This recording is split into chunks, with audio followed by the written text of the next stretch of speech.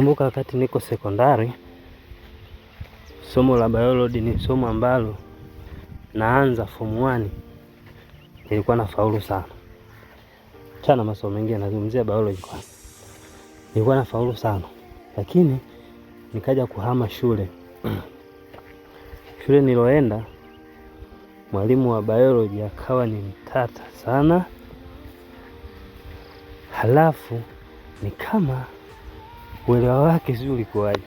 Kwa lile somo nikaanza kama kuto kulielewa. Kutoka ufaulu wangu nilikuwa napata A au B, nikaanza kupata D. Nini maana yake? Nilichokuwa nataka nikwambie.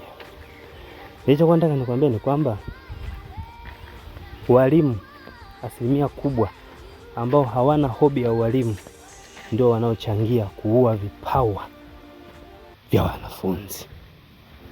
Kwa hiyo na wewe sio mwanafunzi au mwanao kaja nyumbani kafeli, unaanza kumwambia live kabisa kwamba hana akili.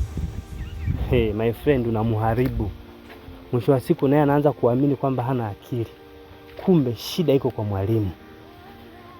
Sijui kama mnanielewa hapo.